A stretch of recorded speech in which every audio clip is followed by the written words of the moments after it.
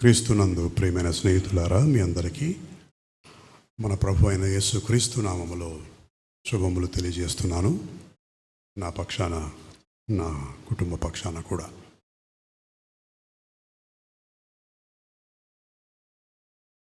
కష్టకాలంలో ఉన్నాం. అయ్యగారు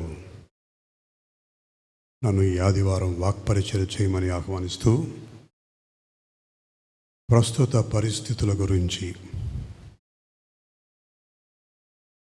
దేవుని వాక్కు ఏమి సెలవిస్తోంది, ఈ నేపథ్యంలో మనం పరిశుద్ధ బైబిల్ గ్రంథాన్ని ఆధారం చేసుకొని తెలుసుకోవలసిన విషయాలు ఏమిటి అనే అంశం మీద కొంతసేపు ధ్యానం చేయమని ఆహ్వానించారు.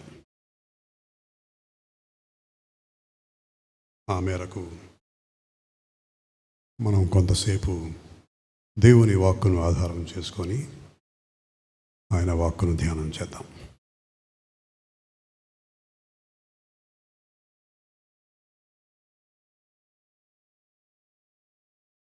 హృదయ విదారకమైన సంఘటనలు, విషాదకరమైన సన్నివేశాలు ఎన్నో చూసాం.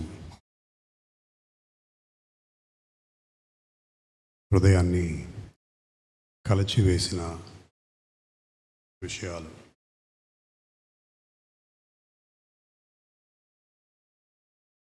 ఇంగ్లీష్ భాషలో డిజాస్టర్ మేనేజ్మెంట్ అంటారు. డిజాస్టర్ మేనేజ్మెంట్ అంటే తెలుసు మీకు, విపత్తు నిర్వహణ. విపత్తు నిర్వహణ.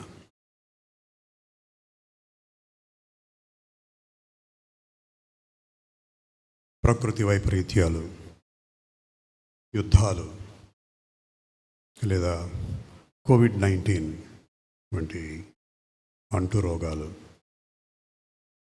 ఎప్పుడైనా సంభవించవచ్చు,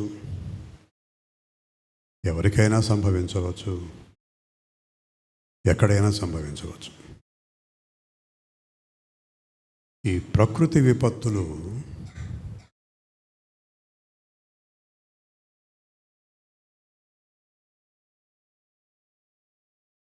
ఒక గమనించదగిన లక్షణాన్ని కలిగి ఉన్నాయి. ఇవేమిటంటే, వాటికి ఎటువంటి తారతమ్యాలు ఉండవు. పెద్దవాళ్ళ, చిన్నవాళ్ళ, స్త్రీల, పురుషుల, ధనికుల, పేదవాళ్ళ, ఆ మతం వాళ్ళ, ఈ మతం వాళ్ళ, ఆ కులం వాళ్ళ, ఈ కులం వాళ్ళ,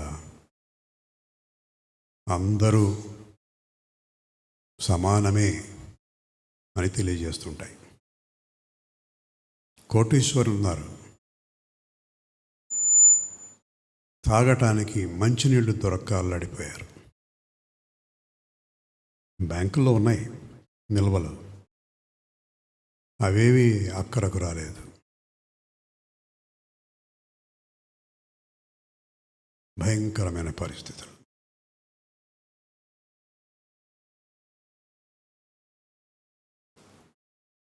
ఇటువంటి ప్రకృతి వైపరీత్యాలు సంభవించినప్పుడు అవి సృష్టించే విధ్వంసం వర్ణనాతీతం. ఆస్తి నష్టం జరుగుతుంది, జంతువులు చనిపోతుంటాయి, మనుషులకు సైతం ప్రాణహాని. చూసే ఉంటారు మీరు సోషల్ మీడియాలో కొన్ని బరిగోడ్లు కొట్టుకుపోతున్నాయి, మూగజీవాలు. ఒకటి రెండు చోట్ల ఎవరో ఒకళ్ళు వాటిని కాపాడారు. ఒక ఆయన అయితే, మీరు ఎలా ఉన్నారు అని అడిగితే మెసేజ్లో, వాట్సాప్ ద్వారా, మేము సురక్షితంగానే ఉన్నాము, కానీ సర్వం కోల్పోయాము. We have lost everything. అధిక శాతం మంది మన దేశంలో పేదవాళ్ళు. సరే, middle classes, lower middle classes, higher middle classes ఎన్నో ఏండ్ల తరబడి కష్టపడి పనిచేసి సంపాదించిన డబ్బుతో టీవీలు, ఫ్రిడ్జ్లు ఇటువంటివి కొనుక్కోవడం. మళ్ళీ అవి కొనుక్కోవాలంటే ఎంతకాలం పడుతుందో.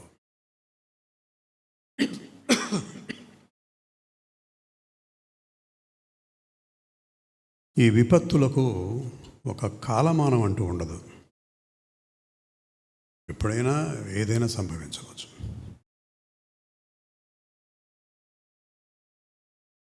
కానీ ప్రకృతిలో ఋతువులు ఉన్నాయే, వాటికి మాత్రం కాలమానం ఒకటి ఉంటుంది. కానీ దానిని కూడా మనిషి డిస్టర్బ్ చేశాడు. సకాలంలో వర్షాలు పడటం లేదు. దానికి కారణం ప్రకృతి కాదు, దేవుడు అంతకన్నా కాదు, మనిషే కారణం. ఉష్ణోగ్రతలు పెరిగిపోతున్నాయి. ప్రకృతినో దేవుణ్ణో నిందించడం తప్పు. దానికి కారణం మనిషి. ఇందాక అన్నానే, డిజాస్టర్ మేనేజ్మెంట్. ఇవి రెండు రకాలు. మీకు తెలిసిన విషయాలే, ఒకసారి మనం జ్ఞాపకం చేసుకుందామనే ప్రయత్నం. ఈ జరిగే విపత్తులు మొదటి రకమేమో ప్రకృతి సహజం, అందులో మన బాధ్యత లేదు. రెండవది మానవ తప్పిదం.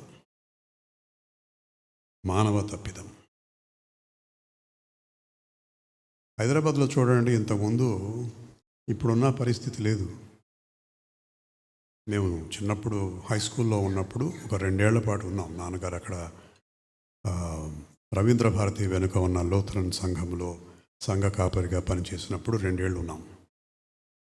అసలు అక్కడ వరదలు అనే మాటే వినపడేది కాదు. ఇప్పుడు చూసారా, కొంచెం భారీ వర్షం పడితే రోడ్లన్నీ జలమయం. తెలుసు మీకు కారణం, చెరువుల ఆక్రమణ. ఆ నీరంతా అందులోకి వెళ్ళాలి, వెళ్లకుండా దానిని ఆక్రమించి కట్టడాలు. ఆ నీరు ఎక్కడికి వెళ్ళాలి? రోడ్ల మీద రహదారులే ఏరులై ప్రవహిస్తున్నాయి. ఇది మానవ తప్పిదం.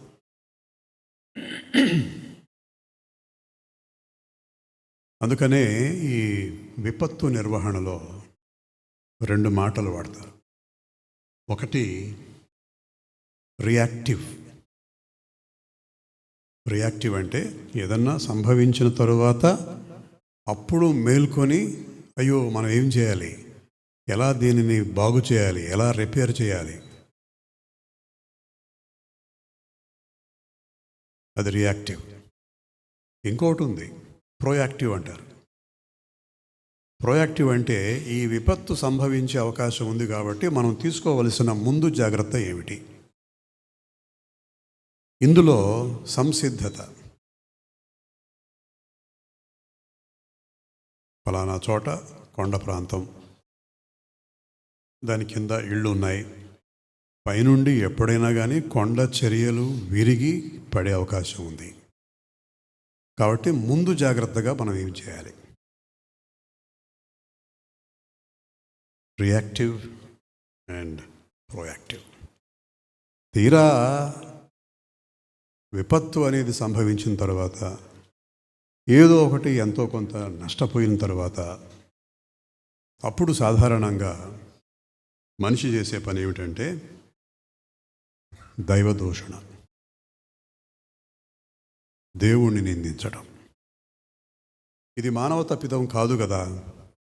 దేవుడు ఏం చేస్తున్నాడు? నా చిన్నప్పుడు ఒక పాట ఉండేది, పెద్దవాళ్ళకి తెలుసు. ఉన్నావా అసలు ఉన్నావా? అబ్బో, అందరికీ తెలిసే ఈ పాట.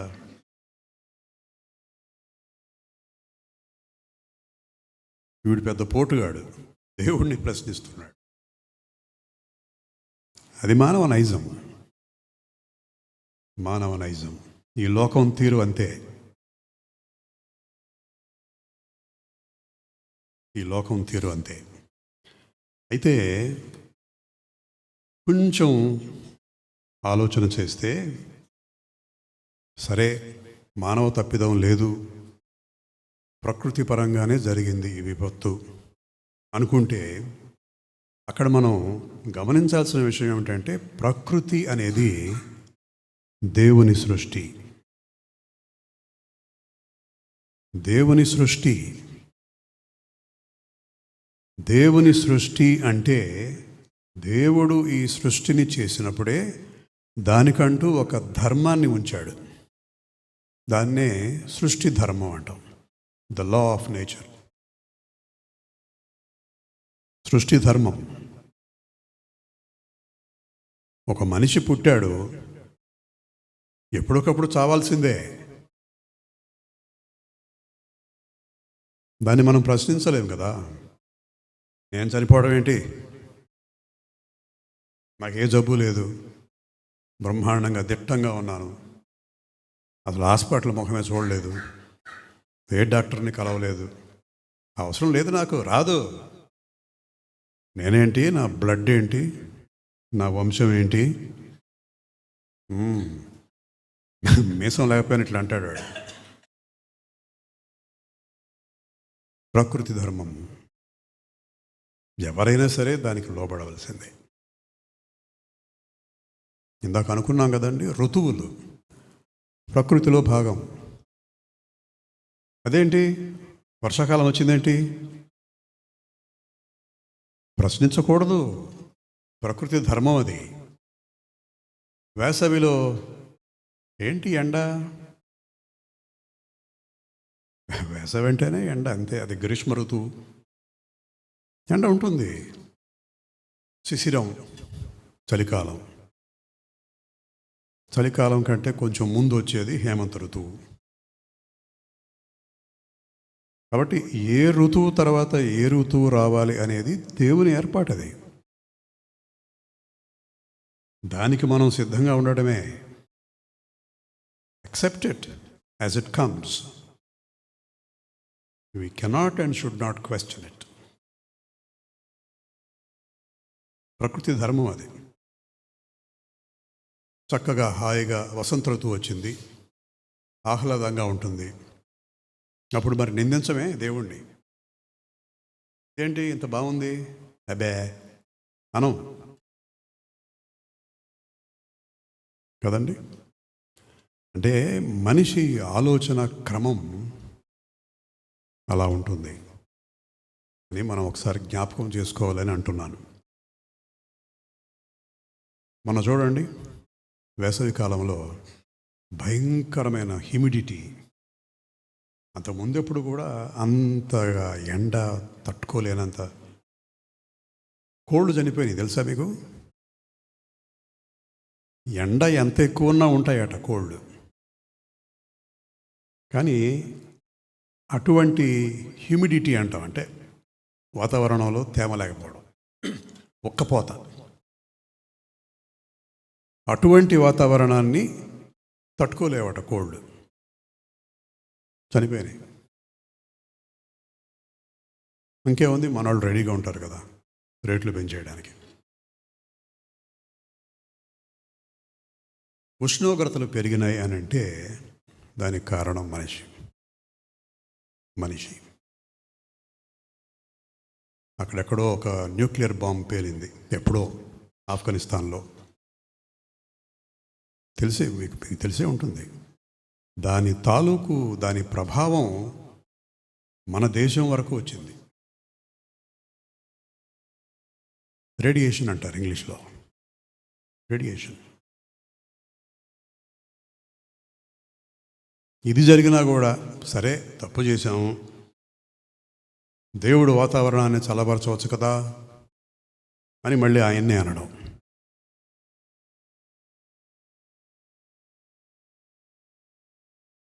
ఇది ఊరికే చిన్న నేపథ్యం. ఉపోద్ఘాతమే బంగాళాఖాతం అంత ఉందేమో. ఇప్పుడు దేవుని వాక్కును ఆధారం చేసుకొని ఇటువంటి విపత్తులు సంభవించినప్పుడు క్రైస్తవులమైన మనము ఎలా ఉండాలి? మన ఆలోచన క్రమం ఏమిటి? మన స్పందన ఎలా ఉండాలి? మనపై ఉన్న బాధ్యత ఏమిటి? ఇవి చూద్దాం. 5 అంశాలు మీ ముందు పెడతాను. మొదటిది ఏమిటంటే, దేవుని సార్వభౌమాధికారం పట్ల నమ్మకం కలిగి ఉండాలి మనిషి, క్రైస్తవుడు. God is sovereign. సార్వభౌమాధికారం కలిగినవాడు దేవుడు. ఇంకా అంటే ఆయన అల్టిమేట్. ఆయనను మించి అధికారం కలిగినవాడు ఎవడు లేడు. అది సార్వభౌమాధికారం అంటే. ఆ అధికారం దేవుని చేతిలో మాత్రమే ఉంది అని మనం నమ్మాలి. చూడండి, 46వ కీర్తన మొదటి 3 వచనాలు.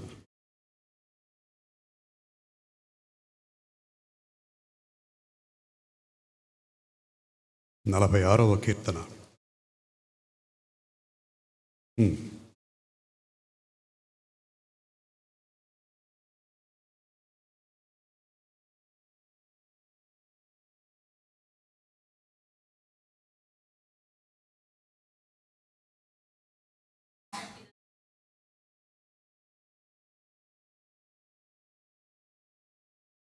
అంతేనండి.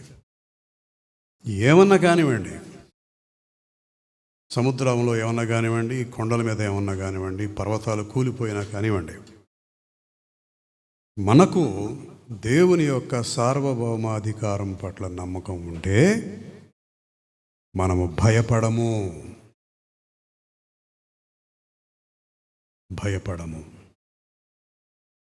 ఎందుకని భయపడము అంటే, మనందరికీ బాగా తెలుసు, సముద్ర జలాలను గద్దించినవాడు. ఆమేన్. సముద్ర జలాలను గద్దించినవాడు. ఏయ్ అంటే నిమ్మళించినాయి. సార్వభౌమాధికారం. అలాగే యెషయా గ్రంథం చూడండి, 45వ అధ్యాయం 7 నుండి 9వ వచనం వరకు.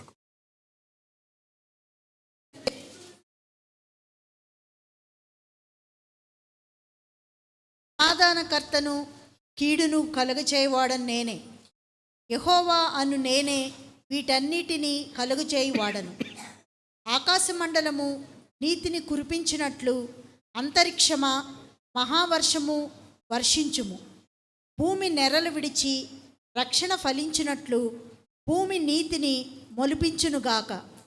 యెహోవానగు నేను దాన్ని కలుగచేసి ఉన్నాను. మంటికుండ పెంకులలో ఒక పెంకయుండి తన్ను సృజించిన వానితో వాదించు వానికి శ్రమ. జగటమన్ను దాన్ని రూపింపు వానితో నీవేమి చేయుచున్నావని అనదగునా? ప్రకృతిలో ఏది ఉన్నా కానీ, ప్రకృతిలో ఉన్న ప్రతి అంశం మీద, సృష్టిలో ఉన్న ప్రతి అంశం మీద సార్వభౌమాధికారం కలిగిన వాడు దేవుడు ఒక్కడే. దేవుడు ఒక్కడే. ఆ చివరి 2 వచనాలు చూస్తే, ఒక కొండ ఉంది, అది పగిలిపోతే అందులో ఉన్న ఒక పెంకు తనను చేసిన కుమ్మరిని ప్రశ్నిస్తుందా? అతనితో వాదిస్తుందా? తనను చేసిన కుమ్మరిని ప్రశ్నించగలదా ఆ చిల్ల పెంకు? అంత స్థాయి, అంత స్తోమత, అంత అర్హత, అంత యోగ్యత ఉందా దానికి? మనం అటువంటి వాళ్ళమే. సృష్టికర్తను ప్రశ్నించడమా? అలాగే జిగటమన్ను, ఆ జిగటమన్ను తీసుకొని ఆ కుమ్మరి దానిని ఒక ఉపయోగకరమైన పాత్రగా మలుస్తాడు. ఆ జిగటమన్ను ఆ కొమ్మరితో నీకు చేతులు లేవా అని ప్రశ్నించదగునా?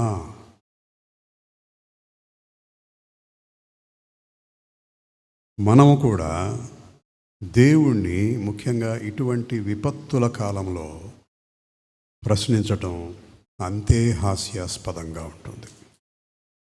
రిడిక్యులస్.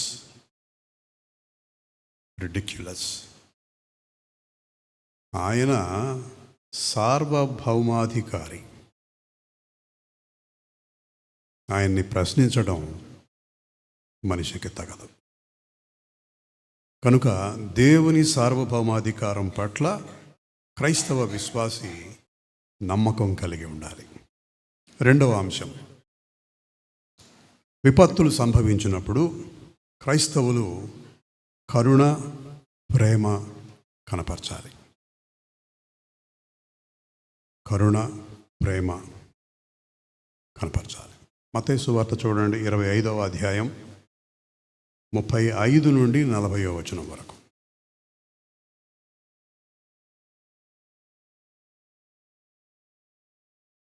మత్తయి సువార్త నేను 25:35. ఆకలి గొంటిని, మీరు నాకు భోజనము పెట్టితిరి. దప్పిగొంటిని, నాకు దాహం ఇచ్చితిరి. పరదేశిన ఇంటిని, నన్ను చేర్చుకుంటిరి. తెగంబరిన ఇంటిని, నాకు బట్టలిచ్చితిరి. రోగిన ఇంటిని, నన్ను చూడవచ్చిరి. చెరసాల్లో ఉంటిని, నా యొద్దకు వచ్చితిరని చెప్పును. అందుకు నీతిమంతులు, ప్రభువా, ఎప్పుడు నీవు ఆకలిగొని ఉండుట చూచి నీకు ఆహారం ఇచ్చితిమి? నీవు దప్పికొని ఉండుట చూచి ఎప్పుడు దాహం ఇచ్చితిమి? ఎప్పుడు పరదేశివై ఉండుట చూచి నిన్ను చేర్చుకుంటిమి? దిగంబరివై ఉండుట చూచి బట్టలిచ్చితిమి?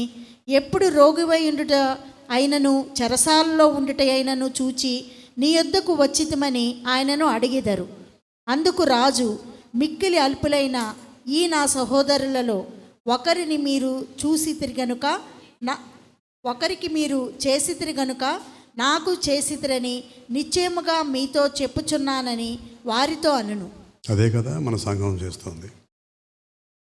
పాస్టర్ గారు సత్యం గారి ఆధ్వర్యంలో సంఘస్థులందరి సహకారంతో, సంఘస్థులు కానివారు సైతం ముందుకు వచ్చి తమ విరాళాలు కానుకగా ఇస్తూ ఉంటే అంత గొప్ప సేవ జరుగుతోంది మన ఈ సంఘం ద్వారా. ఆపదలో, అవసరంలో ఉన్న వారిని ఆదుకొనడం. అలా ఆదుకుంటే ఆ సహాయం, ఆ మేలు దేవునికి చేసినట్లే.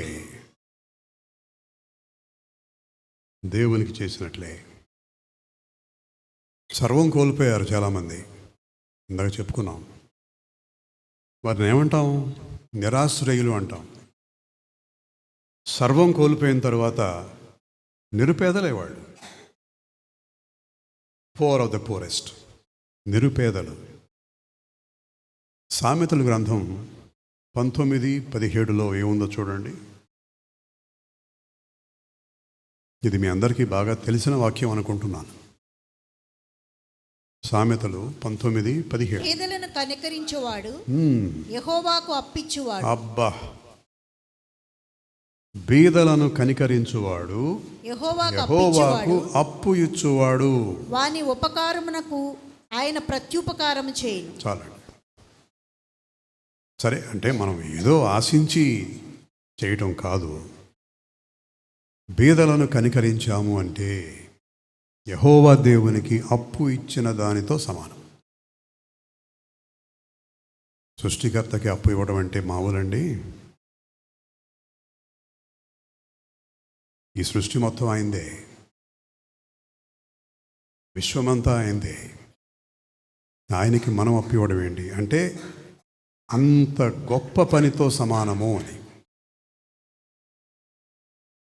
అలాగే లూకాసు వార్త 10వ అధ్యాయం 25 నుండి 37 వరకు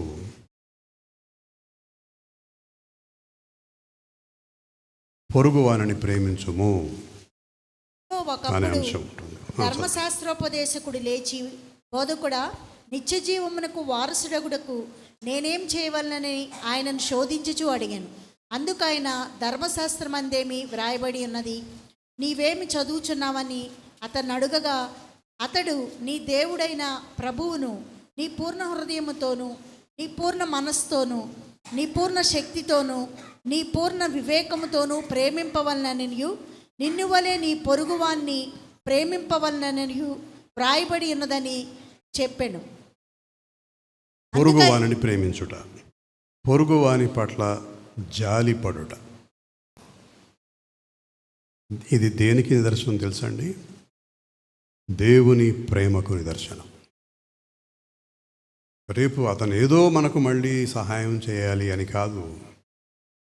అతను అవసరంలో ఉన్నాడు, ఆపదలో ఉన్నాడు, పొరుగువాడు. ఎవరు పొరుగువాడు? పొరుగువాడు అంటే ఇంగ్లీష్లో నైబర్ అంటాము. దాని అర్థం ఏంటంటే మన ఇంటి పక్కనో, మన ఇంటి వెనకో, మన ఇంటి ముందు ఉన్నవాడు అని సాధారణంగా మనం చెప్పుకునే అర్థం. కానీ ఇక్కడ పొరుగువాడు అంటే ఆపదలో ఉన్నవాడు, అవసరంలో ఉన్నవాడు.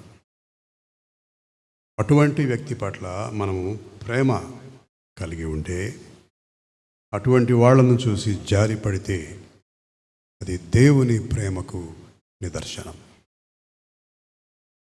మూడవ అంశం ఏంటంటే, విపత్తులు సంభవించినప్పుడు సువార్తను పంచుకోవాలి. ఇది ప్రతి క్రైస్తవ విశ్వాసి యొక్క బాధ్యత. సువార్తను పంచాలి. ఎందుకని ఈ అంశాన్ని మనము ఆలోచన చేస్తున్నామంటే, ఒక విపత్తు జరిగినప్పుడు ఆ విపత్తు సువార్తను పంచుకోవడానికి సదవకాశం. సువార్తను ప్రకటించినట్లయితే, సువార్తను పంచుకున్నట్లయితే ఆ విపత్తుకు గురైన వ్యక్తి వాస్తవాన్ని గుర్తించే అవకాశం ఉంది. అలా గుర్తించాలి అంటే సువార్త చెప్పాలి. అలా చెప్పని పక్షంలో ఈ లోకంలో ఉన్న క్రైస్తవేతరులలాగా ఆ వ్యక్తి దేవుణ్ణి దూషించే అవకాశం, ప్రమాదం ఉంది. కనుక విపత్తు సంభవించినప్పుడు సువార్తను పంచాలి, సువార్తను పంచుకోవాలి. చూడండి, యోహాను సువార్త 16వ అధ్యాయం 33వ వచనం. యోహాను సువార్త నా యందు 16:33. మీకు సమాధానము కలుగునట్లు ఈ మాటలు మీతో చెప్పుచున్నాను. లోకములో మీకు శ్రమ కలుగును, అయినను ధైర్యం తెచ్చుకొనుడి, నేను లోకమును జయించి ఉన్నాను. చాలండి. లోకములో శ్రమ కలుగును అంటే అది లోక ధర్మం. ఇందాక చెప్పుకున్నామే ప్రకృతి ధర్మం అని. ఈ లోకంలో నివసించే క్రైస్తవులకు శ్రమ తథ్యం. యేసయ్యని నమ్ముకోండి, శ్రమలు ఉండవు. అది అబద్ధపు బోధ. యేసయ్యని నమ్ముకోండి, కోట్ల రూపాయలు సంపాదించేస్తారు. అబద్ధ బోధ.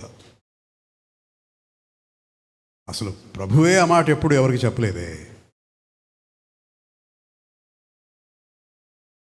అలా చెబుతూ కొంతమంది క్రైస్తవాన్ని వ్యాపారంగా మార్చేస్తున్నారు. కానీ దేవుని వాక్యం ఏమంటోంది? లోకములో శ్రమ కలుగును. Be prepared, be in the know of it. అయితే అక్కడ తగ్గిపోలే. శ్రమను జయించినవాడు క్రీస్తు. ఆయన కూడా శ్రమ అనుభవించాడు. బహుశా ఏ ఇతర మానవుడు అనుభవించనంత ఘోరమైన, కఠినమైన శ్రమ అనుభవించాడు ఆయన. కానీ ఆ శ్రమను జయించినవాడు. అప్పుడు ఆ విపత్తులో ఎవరైతే చిక్కుకొని ఇబ్బందులకు, కష్టాల పాలయ్యారో వాళ్లకు జీవితంలో ఒక నిరీక్షణ కలుగుతుంది. శ్రమ వచ్చింది నిజమే, కానీ నా దేవుడు శ్రమను జయించినవాడు కనుక ఆ విజయం నాకు లభింపచేస్తాడు. అందుకు విపత్తు సమయంలో సువార్తను పంచుకోవాలి, సువార్తను ప్రకటించాలి. కొరింథీయులకు రాసిన 2వ పత్రిక 4వ అధ్యాయం 8 నుండి 10 చూడండి.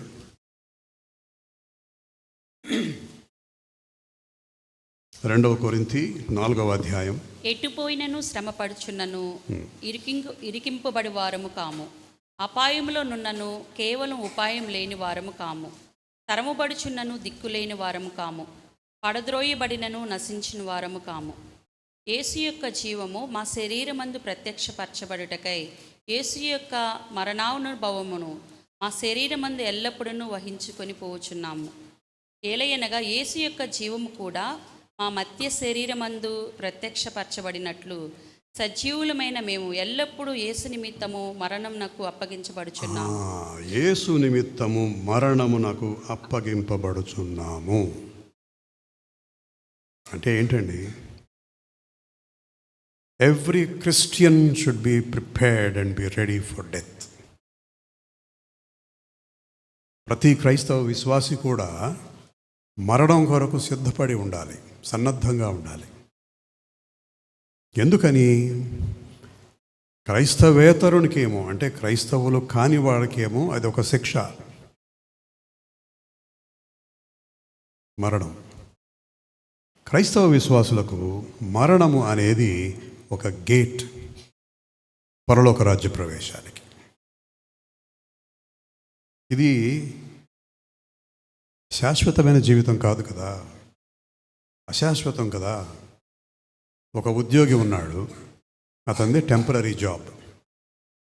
నిన్ను ఈ రోజు నుండి ఈ ఉద్యోగం నుండి తొలగిస్తున్నాను.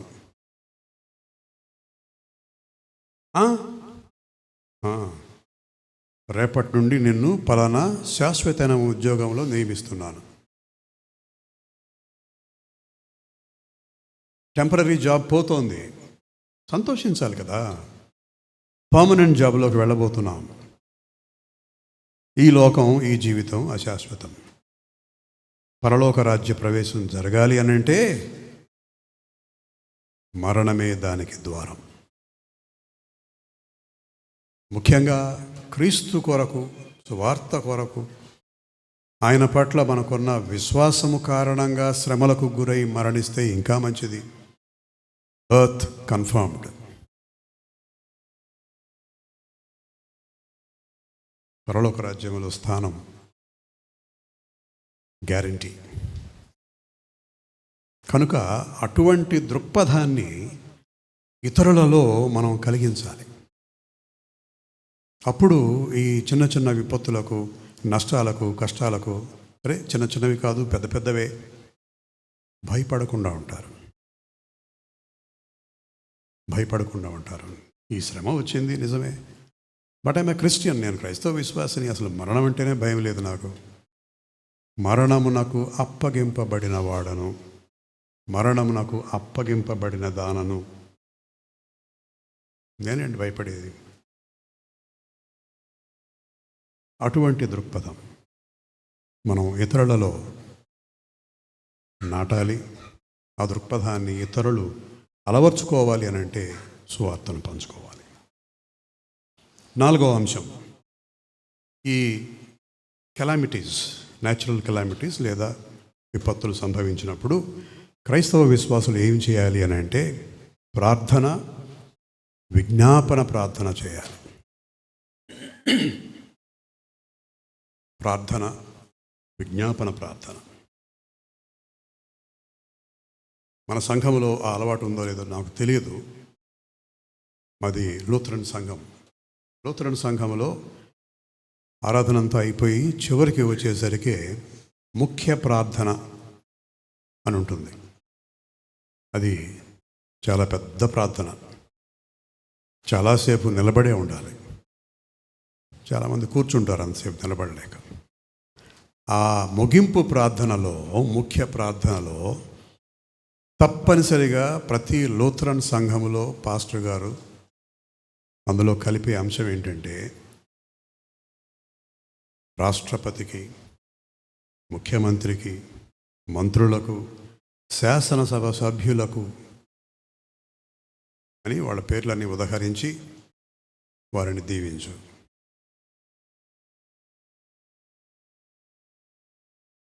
తిమోతి మొదటి పత్రిక 2వ అధ్యాయం 1 నుండి 4 వరకు చూస్తే అధికారుల కొరకు మనం చేయవలసిన విజ్ఞాపన ప్రార్థన గురించి ఉంటుంది. చూడండి. మనము సంపూర్ణ భక్తియు మాన్యతయు కలిగి నెమ్మదిగాను సుఖముగాను బ్రతుకు నిమిత్తము అన్నిటికంటే ముఖ్యముగా మనుషులందరి కొరకును రాజుల కొరకును అధికారులందరి కొరకును విజ్ఞాపనలను ప్రార్థనలను యాచనలను కృతజ్ఞతాస్తుతులు చేయవలెనని హెచ్చరించుచున్నాము. చూసారా? అధికారులందరి కొరకు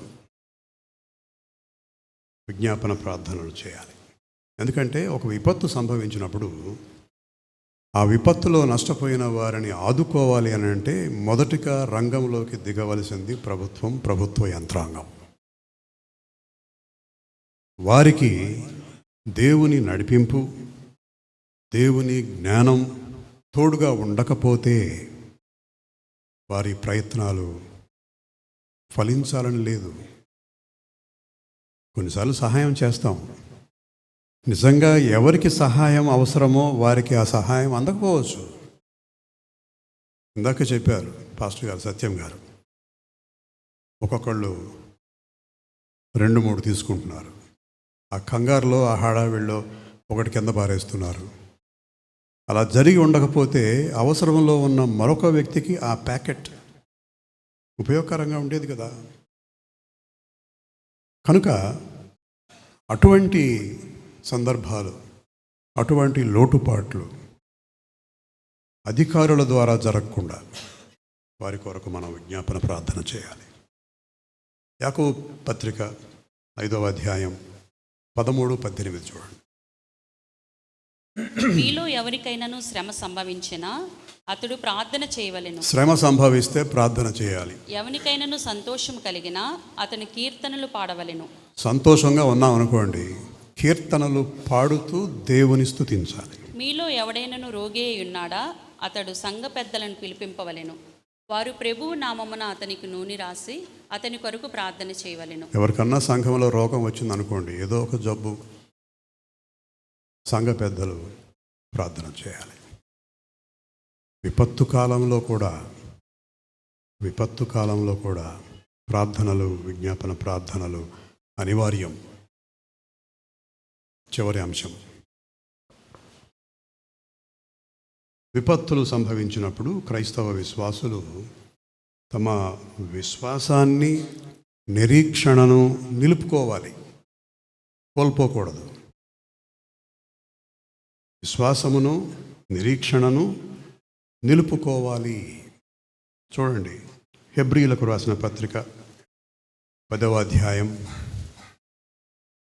23-25 వరకు.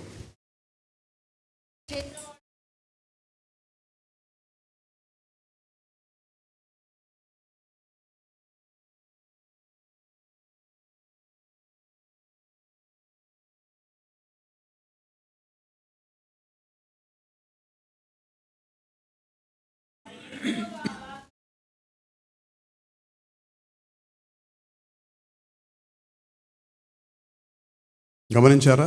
ఇందులో కొన్ని ముఖ్యమైన పదాలు.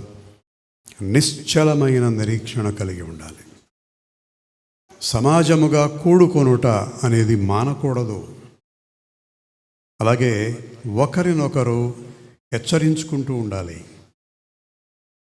ఏ విషయంలో? విశ్వాసము, నిరీక్షణ విషయంలో. నాకేదో జరిగింది, ప్రమాదం, విపత్తులో నేను ఇరుక్కుపోయాను. విశ్వాసాన్ని కోల్పోకూడదు. విశ్వాసాన్ని కోల్పోతున్న మన సహోదరుడు పలానా వ్యక్తి అని అన్న తర్వాత ఆ వ్యక్తి తన విశ్వాసాన్ని కోల్పోకుండా ఉండటానికి మనం సహకరించాలి. అలాగే ఒకరినొకరు పురికొల్పుకొనుట, ఎంకరేజ్. విశ్వాసంలో పడిపోకుండా ఉండాలని పురికొల్పాలి. దానికి మన జీవితం నుండి, వేరే జీవితాల నుండి, పరిశుద్ధుల జీవితాల నుండి కొన్ని ఉదాహరణలు చెప్పుకుంటూ ఉండాలి. అలా చెప్పుకుంటూ ఉంటే ఒక వ్యక్తి యొక్క విశ్వాసం దృఢమవుతుంది, గట్టిపడుతుంది. మనందరము కూడా, మనమే కాదు, ప్రపంచంలో ఉన్న క్రైస్తవ విశ్వాసులు అందరూ కూడా విశ్వాసములో పడిపోతూనే ఉంటారు. మనకి దేవుని పట్ల ఉన్న విశ్వాసము ఎప్పుడు కూడా 100కి 100% అలాగే ఉంటుంది, ఉండదు. అలా చెప్పగలిగే వాళ్ళు ఎవరూ లేరు. విశ్వాసాన్ని కోల్పోతుంటాం. కోల్పోతున్నాడు ఒక వ్యక్తి అని అంటే అతనికి మన ప్రెజెన్స్ అవసరం, మన గైడెన్స్ అవసరం. అలాగే రోమీలకు రాసిన పత్రిక 8వ అధ్యాయం 28వ వచనం చూడండి. దేవుని ప్రేమించు వారికి, అనగా ఆయన సంకల్పం చొప్పున పిలువబడిన వారికి మేలు కలుగుటకై సమస్తమును సమకూడి జరుగుచున్నవని ఎరుగుదుము. చాలండి. సమస్తమును సమకూడి జరుగుచున్నవి ఎవరికి? దేవుణ్ణి ప్రేమించు వారికి. అలాగే ఆయన సంకల్పము చొప్పున పిలువబడిన వారికి. చాలా స్పష్టంగా ఉందండి ఈ విషయం. దేవుని ప్రేమించిన వారు అంటే ఏమిటి? దేవుని ప్రేమిస్తున్నాను అని చెప్పాలంటే దానికి ఒక కొలబద్ధం ఉంది. యోహాను సువార్తలో అది చాలా ఎంఫాటిక్గా ఉంటుంది. ఏంటండి అది? దేవుని ప్రేమిస్తున్నాను అని చెప్పాలంటే ముందు ప్రేమిస్తున్నానా లేదా దేవుణ్ణి అని మనల్ని మనం ప్రశ్నించుకోవాలి. అంటే విధేయత, దేవుని పట్ల విధేయత కలిగి ఉన్నామా? అది కొలబద్ద. దేవుని పట్ల విధేయత కలిగి ఉన్నాము అని అంటే మనం దేవుణ్ణి ప్రేమిస్తున్న వాళ్ళమే. అప్పుడప్పుడు విధేయత ఉంటుంది మనకి దేవుని పట్ల.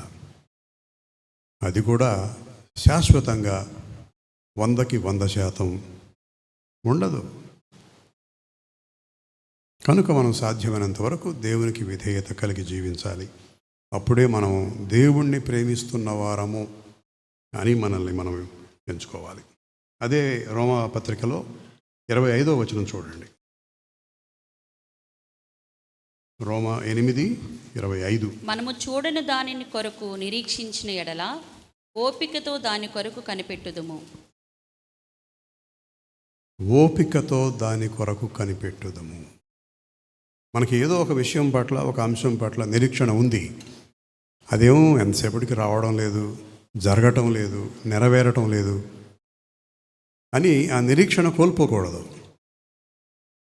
ఓపికతో కనిపెట్టుకొని ఉండాలి. కనుక క్రీస్తునందు ప్రియమైన స్నేహితులారా, విపత్తు సమయంలో క్రైస్తవులు గుర్తుపెట్టుకోవలసిన 5 అంశాలు. 1, దేవుని సార్వభౌమాధికారం పట్ల నమ్మకం కలిగి ఉండాలి. 2, బాధలో ఉన్న వారి పట్ల కరుణ, ప్రేమ కనపరచాలి. 3, విపత్తులలో ఇబ్బంది పడుతున్న వారితో సువార్తను పంచుకోవాలి. 4, వారి కొరకు ప్రార్థన, విజ్ఞాపన ప్రార్థన చేయాలి. అలాగే ఒకవేళ విపత్తులో మనమే ఉన్నట్టు కూడా మన విశ్వాసాన్ని, నిరీక్షణను నిలుపుకోవాలి. చిన్న ప్రార్థన. పరలోకమందున మా తండ్రి, ఇప్పటి వరకు మీ వాక్కును ధ్యానించాం. మీ వాక్కు ద్వారా మాతో మాట్లాడినందుకు స్తోత్రం తండ్రి. విపత్తులు సంభవించినాయి తండ్రి. ఎంతోమంది నిరాశ్రయులయ్యారు, కొంతమంది తమ సర్వస్వాన్ని కోల్పోయారు తండ్రి. వారిని దర్శిస్తున్నందుకు స్తోత్రం. వారిని దర్శించే అవకాశం మాకు ఇస్తున్నందుకు స్తోత్రం. వారికి సహాయకరంగా ఉండటానికి మీ చిత్తాన్ని మా జీవితాలలో జరిగించుకునమని, ఇంకా తండ్రి బాధల్లో ఇబ్బందుల్లో ఉన్న వారందరినీ జ్ఞాపకం చేసుకుంటున్నాం. తండ్రి వారిని దర్శించుమని, వారి అక్కరలను తీర్చే గొప్ప అవకాశాన్ని ఈ సంఘానికి అనుగ్రహించినందుకు స్తోత్రం చెల్లిస్తూ, ఇంకా ఎంతోమందిని ఈ విషయంలో పురికొల్పమని, నిస్సహాయతలో ఉన్న వారిని ఆదుకోనమని మా ప్రభు అయిన యేసుక్రీస్తు ద్వారా వేడుకొంచున్నాం తండ్రి. ఆమేన్. ఆమేన్.